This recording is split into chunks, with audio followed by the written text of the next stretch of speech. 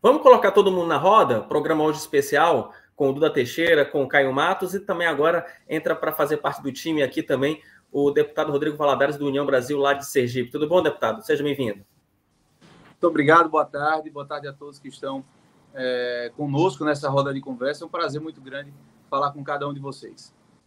Deputado, de forma muito objetiva, o senhor que acompanhou o primeiro turno lá na Argentina, né, fez parte daquela comissão que, inclusive, da qual estava também o Eduardo Bolsonaro, e o senhor faz parte desse núcleo de parlamentares mais à direita, inclusive a Cruz fez até uma matéria no final de semana falando sobre essa saída à direita. O que representa essa eleição do Javier Milei para a direita política brasileira, né, para a classe política brasileira? Isso fortalece essa direita ou uma coisa é uma coisa, a Argentina é Argentina, Buenos Aires com seus problemas, Brasília com seus problemas? Não, eu acho que não dá para separar. Eu estava hoje pela manhã falando com o deputado Nahuel, que foi o número 1 da lista da província de Buenos Aires nas eleições passadas. Lá renova a cada 2 anos, né, tanto as câmaras provincianas quanto a Assembleia Nacional. E eu estava justamente dizendo isso, que a vitória do Milei reacende essa esperança na América Latina e, claro, para todo mundo. E é isso que nós conversávamos lá no primeiro turno, quando estivemos, eu, o deputado Eduardo Bolsonaro, o deputado Marcel Van Hatten, nós conversávamos com deputados nacionais, com candidatos a senadores, com senadores, com possíveis ministros, né, justamente dessa esperança que a vitória do Milei iria trazer e agora, efetivando-se, traz para toda a América Latina. A gente lembra em 2019 que houve essa guinada ao contrário. Então, em 2019, o kirchnerismo volta, né, para a Argentina, e aí em 2020, Donald Trump perde lá nos Estados Unidos, né, vem a eleição do Biden, em 2022, infelizmente, fomos nós que perdemos aqui no Brasil. Então, veio essa onda contrária, essa onda de esquerda, e agora vem uma onda favorável, uma onda de direita, uma onda que vem libertando agora a Argentina. Nós temos muita esperança no próximo ano, na eleição do Donald Trump, e em 2026, na eleição do presidente Bolsonaro. Hoje pela manhã, né, o presidente Bolsonaro, junto com o Eduardo, fizeram uma ligação com o Milei, né, o presidente parabenizando a vitória do Milei, justamente dizendo isso, que ele tem um grande trabalho pela frente, que é fazer um excelente trabalho, resgatar a Argentina, libertar a Argentina, para que possa servir de exemplo até.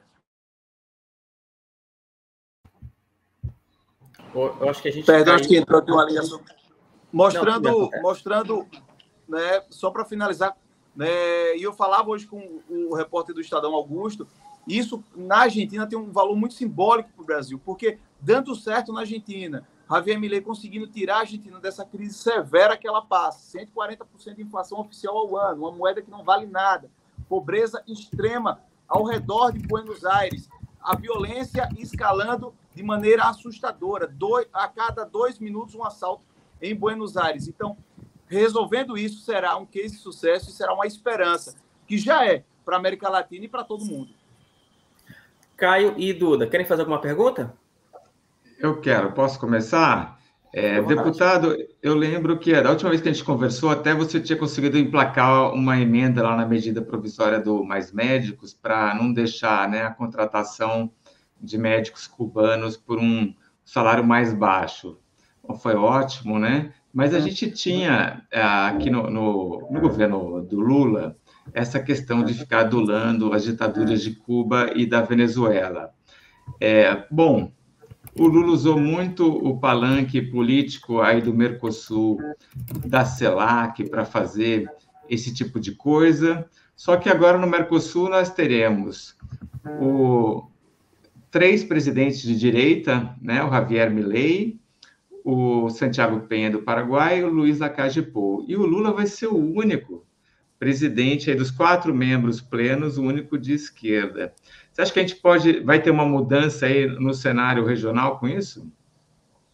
Olha, Duda, excelente pergunta. Eu quero aqui mandar, inclusive, abraço, né, para uma comitiva que nós conhecemos, junto com o Eduardo Bolsonaro, de deputados do Paraguai. Devemos estar em breve lá, junto com o Santiago Peña. Nós temos uma moção de congratulação lá na Comissão de Relações Exteriores, de parabenização da eleição do Santiago Peña. E naturalmente, né, primeiro que dentro do Mercosul, dos 4 países, 3 agora vão ter, a partir do dia 10, a posse do Javier Milei, governos à direita. Isso também tem um outro fator, né, a Unasul. Provavelmente a Argentina deverá sair da Unasul, dos 12 países que fundaram a Unasul. A Unasul, para quem resumindo, é o Foro de São Paulo disfarçado, né? E dos 12 países originários, apenas 6 deverão continuar. E eu falava hoje pela manhã, na antiga Jovem Pan Bauru, justamente sobre a questão da política internacional do governo Lula. Infelizmente, a grande mídia quer mostrar Lula como um grande estadista que está inserindo o Brasil no contexto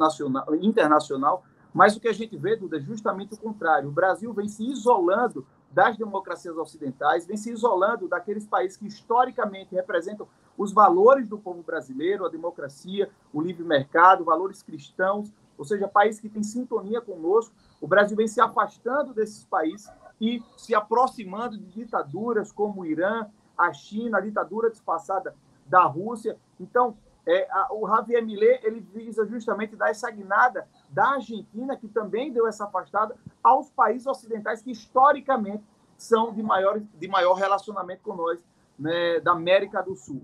Então, eu vejo que a política externa da América do Sul, do Mercosul, irá mudar bastante. Eu vejo que a Argentina será um grande player nessa frente que o mundo ocidental deve fazer com esse avanço do mundo oriental, Rússia, China, né, e países orientais que vêm desequilibrando a balança da política internacional, países que demonstram simpatia a ataques terroristas, como o do Hamas, demonstram simpatia à exterminação do povo judeu. Então, a gente vê que a Argentina vai viver um protagonismo que, infelizmente, o Brasil não está vivendo e poderia viver. Pelo contrário, o Brasil vem vivendo um protagonismo negativo, manifestando apoio àqueles que deveríamos repudiar. Alguma pergunta para a gente fechar? Eu gostaria de fazer uma. Posso?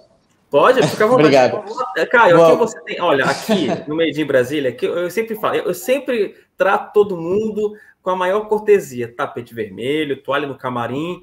Só que o Rodrigo Oliveira tem um pouco mais, né? Porque, enfim, né? Tem que tratar o nosso Rodrigo Oliveira de uma forma um pouco melhor. Mas, como você está na Argentina, eu já vou aqui pegar meu celular, vou encomendar umas empanadas para você almoçar direitinho. Caio, fica à vontade. Bom, primeiro de tudo, boa tarde, deputado, tudo bem? Bom, boa tarde, Caio. A gente sabe que política externa é prerrogativa do executivo, mas isso não significa que o legislativo não faça nada. Não é à toa que tanto a Câmara quanto o Senado têm comissões de relações exteriores. Então, eu queria te perguntar, qual será a função que vocês pretendem fazer, pelo menos como Congresso, para estreitar as relações com o eventual governo Milei? As relações do Brasil com o eventual governo Milei. Perfeito, excelente pergunta. Eu quero, inclusive, lhe parabenizar. Eu estava escutando antes, né, você justamente diferenciando o peronismo do kirchnerismo. Eu tomei uma verdadeira aula sobre peronismo lá na Argentina, do que é o peronismo, que é tudo e ao mesmo tempo não é nada, é uma loucura. Mas parabéns aí pela diferenciação. Veja, a Câmara sempre teve, o Congresso Nacional sempre teve um papel fundamental nas relações exteriores do Brasil. Tanto é que nós, além de termos a Comissão de Relações Exteriores, temos diversas frentes parlamentares, grupos de amizade entre o Brasil e diversos países. Eu, por exemplo, sou presidente da frente parlamentar, do grupo de amizade, perdão, entre Brasil e a Finlândia. E, assim como eu, existem várias outros deputados que têm essas frentes, e nós temos esse protagonismo nas relações. Veja bem, nesse caso de Israel, com os ataques terroristas do Hamas, quem foi que tomou a frente em defesa de Israel, chamando o embaixador Daniel Zonshine para a Câmara dos Deputados, para manifestar o nosso apoio, a nossa solidariedade a Israel, foi justamente a frente, o grupo parlamentar da Câmara dos Deputados, Brasil e Israel, que manifestou essa solidariedade naquela época que o governo estava ainda em cima do muro e hoje já tomou o seu lado, que é o lado, né, do terrorismo, infelizmente. Porque quando você não condena o terrorismo, tacitamente você está apoiando o terrorismo. Então, esse protagonismo da Câmara dos Deputados, principalmente os deputados de direita, em relação aos países mais à direita, irá continuar, irá se expandir. Eduardo Bolsonaro é um dos grandes líderes nessa trilha das relações internacionais, ele que tem relação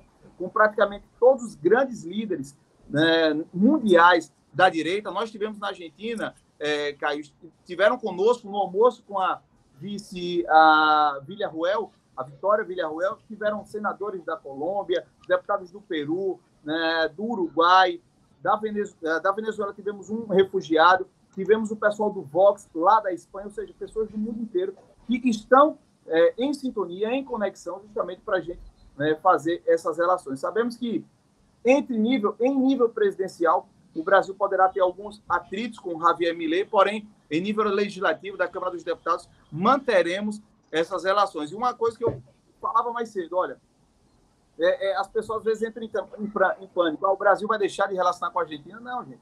As pessoas nós continuaremos comprando a Argentina continuará comprando da gente, nós continuaremos visitando a Argentina. Agora, aproveita a Argentina barata, eu acho que não vai durar muito, já a Argentina vai se reerguer, que bom que se reerga, mas para quem gostava de comprar um vinho mais barato, uma empanada mais barata, vai acabar, eu acho, em pouco tempo essa mamata. E os argentinos continuarão vindo aqui para o Brasil, vão vir aqui para Morro de São Paulo, que é do lado, que é praticamente a Argentina-Holanda. Então, eu vejo com de maneira muito positiva essa vitória do Javier Milei. Eu vejo que ele pode nos dar um exemplo de guinada da América do Sul em relação a voltar a dialogar com os países democráticos do Ocidente e a gente se afastar um pouquinho dessas ditaduras que nada tem de positivo para a nossa população.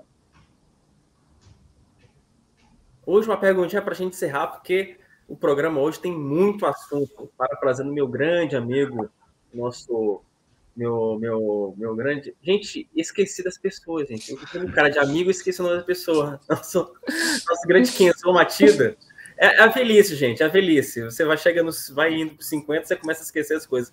Mas, como diria nosso grande Kenzo Matida, o programa hoje está carregado de notícia. Duda, por favor, para a última pergunta. Tá, deputado, o ministro Paulo Pimenta, da SECOM, diz que só vai rolar uma relação entre os dois mandatários, né, Lula e Milei, depois que o Milei pedir desculpas, porque o Milei chamou o Lula de corrupto e que era o outro? De comunista, né? O senhor acha que o Milei deve pedir desculpas?